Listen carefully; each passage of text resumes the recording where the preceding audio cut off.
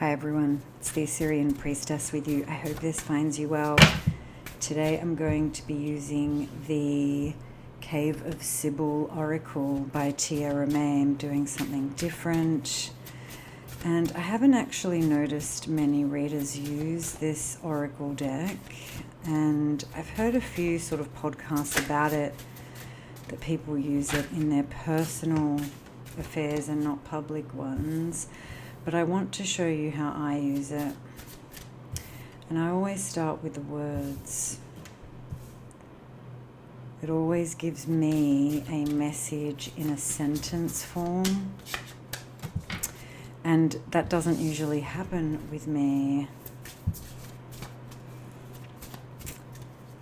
when I use oracles. So I don't know if it's just the energy of this oracle or not.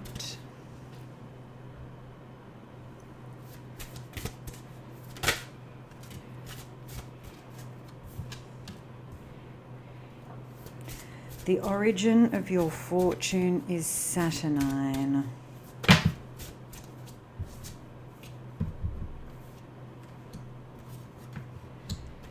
Bind the messenger in the tardo. Right, so this is my interpretation. The origin of your fortune is saturnine.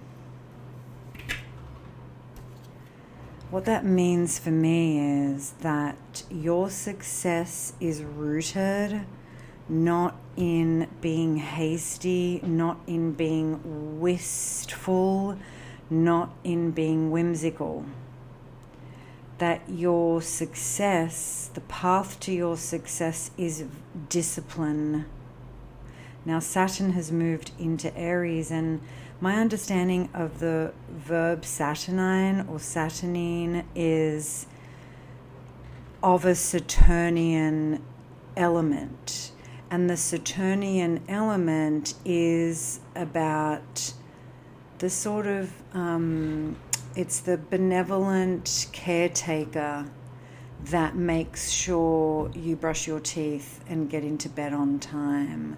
That is a Saturnine energy.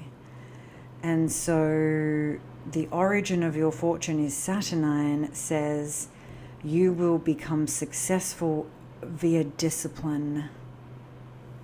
So bind the messenger from the tardo. Now, I don't really know what the tardo is. I get the message of the bardo, and here we have a goat-headed, ram-headed figure stepping on the serpent. So I can look in the book, because there is a little book that she has created, but the book is actually full of poetry and invocations. It's not meanings. I'll show you when I find it. Here we have the Tardo page, and Tiera calls the Tardo energy the unclean, unbidden animal desire. So I think this goes with the first message. The origin of your fortune is Saturnine, so bind the messenger that tells you to follow your animal desires. Now, this doesn't mean your animal desires are negative, dark, bad for you, demonic, etc. Animal desires is any instinctual thing. And I feel like animal desires can be as boring and as mundane as you would rather nap and rest than go for your daily walk. You would rather,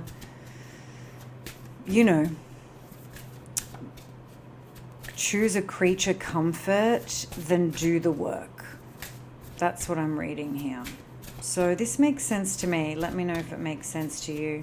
Let's see if there's any other messages for the day.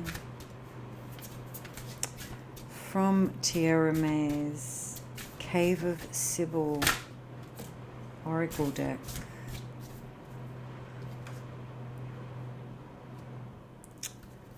First word out, we have conjure.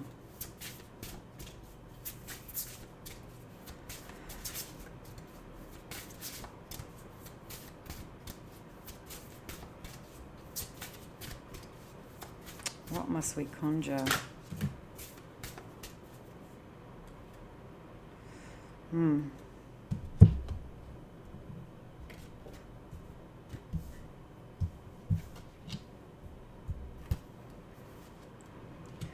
Conjure the faceless horde, that of the bloodstone. Yeah. See, that to me, the faceless horde is the community. It's the community that you don't see, that you don't know. For example, in this moment, I am speaking to a community that will gather to this message, that the origin of your fortune is Saturnine. Bind the messenger of the Tardo, conjure instead the faceless horde of the bloodstone.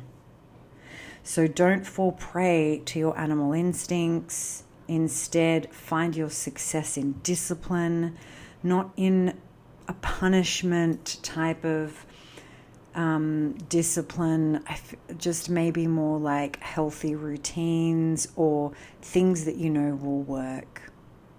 Savings accounts, dedication to a no-buy year. For example, trying to, eject ourselves from mass consumerist culture. Conjure instead the faceless horde of the bloodstone. The bloodstone apparently is a stone that the Christ himself, on the day of the Christ's crucifixion, a drop of his blood fell onto a stone, and this stone is forever known as the bloodstone, and it can heal the sick. And I remember giving it to my father years ago, who faced a calamity. So there's a real beautiful message here. It's a dark oracle, but I find the messages so powerful and beautiful. And a Sybil was an oracle that people would go visit, and she would speak in riddles and rhymes, and you'd have to make sense of it. So to conjure the faceless horde of the bloodstone is go and meet the people of your blood lineage, but also that we're all of one blood. I believe that the bloodstone actually message here says something about that we are all born of one blood. So, we're all from the one blood, but it could also be your blood lineage. And look, there is a bit of that happening. Tiera May's book says, all are one-blooded. There is no separateness beyond the voids of spatial fire. So something to contemplate. Let me know how this resonates for you, and I hope you enjoyed that. I would appreciate a like, a comment, how this went for you. Otherwise, I will leave you as always with my love and courage. Until we meet again, bye for now.